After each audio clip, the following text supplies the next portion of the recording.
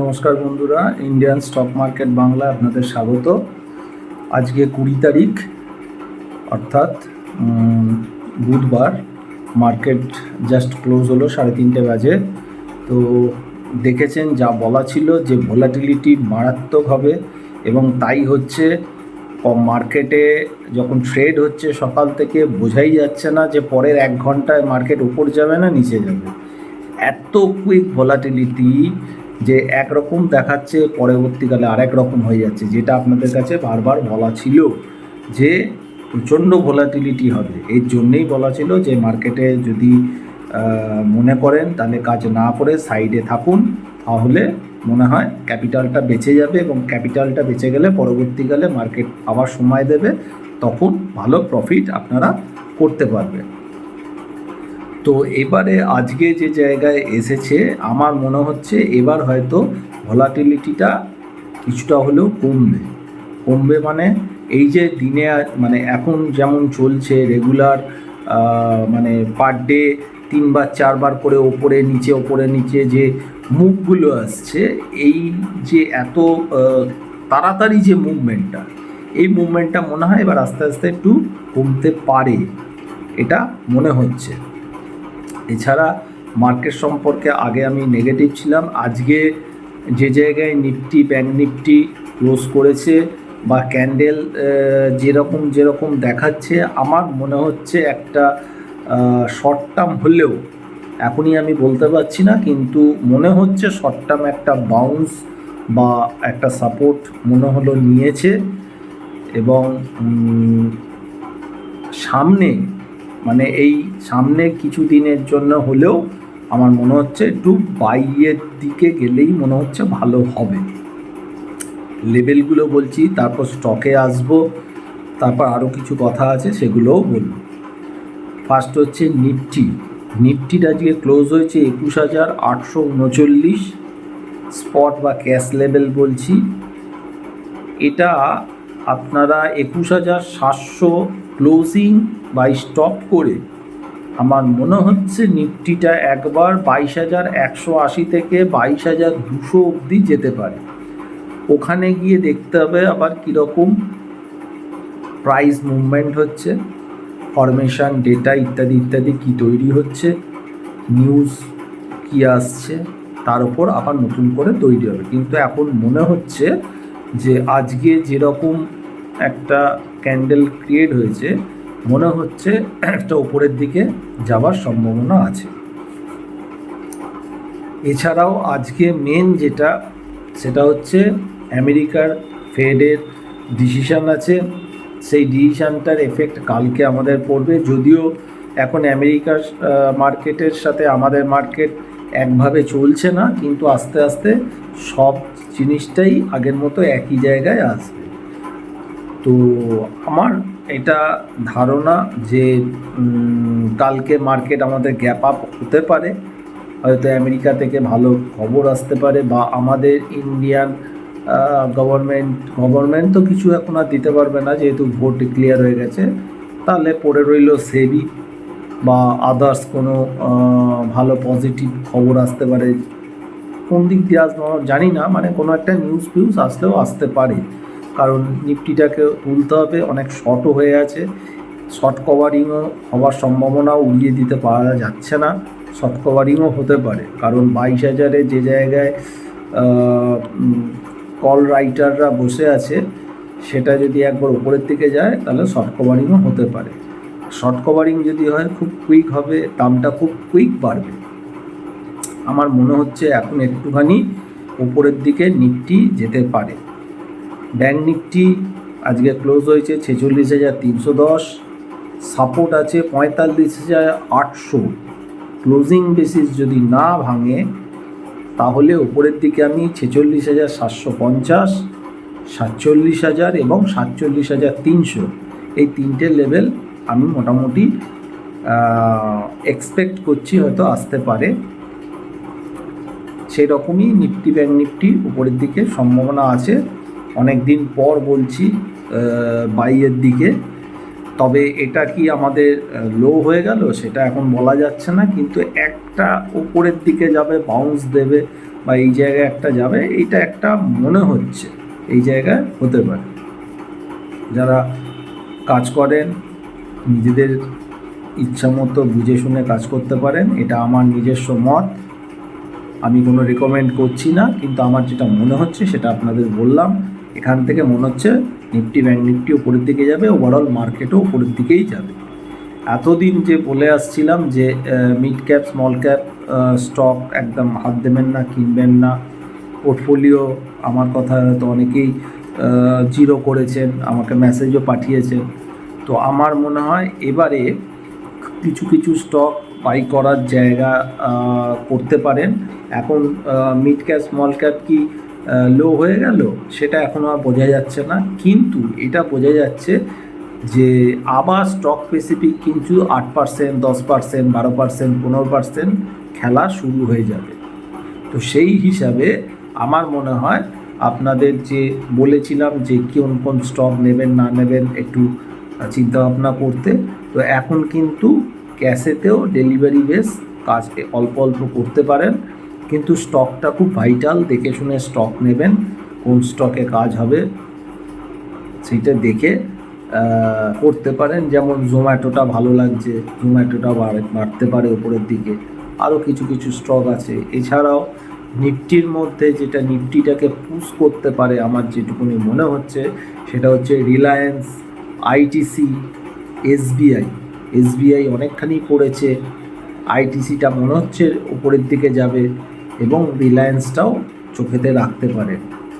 এই স্টকগুলো মোটামুটি যদি কাজ করতে পারেন নিজেরা দেখে শুনে বুঝে শুনে, আমার মনে হয় ক্ষতি হওয়ার সম্ভাবনা নেই। কিন্তু সবসময় স্টপ লস মেনে কাজ করবেন। আর বাইরে যদি কোনো নিউজ বাজে আসে তখন একটা অন্যরকম সিনারিও হবে। আদারওয়াইজ পোর্টফোলিওর জন্য অল্প অল্প করে স্টক নিতে পারেন। তবে আবারও বলছি, যে স্টকটা প্লাসে আছে যে নেবেন সেটা কিন্তু 8, 10, 12% বাড়লে এক্সিটটা করবেন, প্রফিটটা নেবেন। আবার যদি পোর্টফোলিও লং টার্মের জন্য বলেন তাহলে আমার মনে হয় না এখনও হয়তো সেরকম সময় এসছে বলে, হয়তো পরে আরও নিচের দিকে দাম পাবো। তবে লো তো কেউ আমরা ধরতে পারি না। তো সেই অনুযায়ী যে যে স্টক আপনারা নেবেন চিন্তাভাবনা করে অল্প অল্প করে কিনতে পারেন। কোন দিন কিনবেন? যেই দিন মার্কেট আপনি যে স্টকটা বেছেছেন সেই স্টকটা 8-10% পড়ে আছে সেই দিন কিনবেন। আর যেদিন ব্রেকআউট বা মানে সবুজে আছে কিনছেন, টেকনিক্যালি গুড কিনছেন, সেইখানে 10-12% যদি র্যালি পান এক্সিট করে পয়সাটা হাতে রাখবেন। আমার মনে হয় ভবিষ্যতে আবারও আপনাদের মার্কেট সুযোগ দেবে বাই করবার জন্য। কারণ নিফটি কিন্তু আজকে যে পড়েছে মোটামুটি 21,710 মতো লো করেছে, তার মানে ওপরে আমি যদি রাউন্ড ফিগার 500 আর 700 ধরি তাহলে 800 পয়েন্ট ওপর থেকে পড়েছে, এবং সেটাও একবারে পড়েনি। এই যে পড়েছে, কতজন শর্ট করে বা পুট কিনে যে প্রচুর পয়সা রোজগার করেছে আমার কিন্তু খুব ডাউট আছে। আর কলেরা তো এমনি পয়সা মানে গেছেই তাতে। তো ওয়ান ওয়ে মুভ না দিলে জিগজ্যাগ যদি মুভ দেয় সে ওপর বা নিচ, তাহলে কিন্তু অপশানে পয়সা পাওয়াটা খুব টাফ হয়ে যায়। তো আমার মনে হয় এই জিগজ্যাগ মুভটা যে মানে এতদিন যে জায়গাটা হচ্ছে সেটা থেকে অনেকটা হয়তো কমতে পারে। মানে এবার হয়তো দিনে দুবার করে হয়তো মুভ দিল, মানে সকালবেলা গ্যাপ আপ খুলে হয়তো বেড়ে গেল, তারপরে হয়তো পড়লো, এরকম হলো। বা হয়তো 2-3 ঘন্টা ধরে বাড়লো, তারপর আবার কারেকশান এলো 1-1.5 ঘন্টা, তারপর আবার হয়তো বাড়লো, এরকম হবে। মানে ভোলাটিলিটি থাকবে, কিন্তু এই যে এখন 1 ঘন্টা অন্তর অন্তর আপ ডাউন এত মারাত্মক হচ্ছে, এই জায়গাটা কমবে, এই জায়গাটা কমবে। তো আজকে রাত জাগার দরকার নেই, তাও অনেকে রাত জাগেন, আমেরিকায় কি হচ্ছে না হচ্ছে আজকে দেখবেন।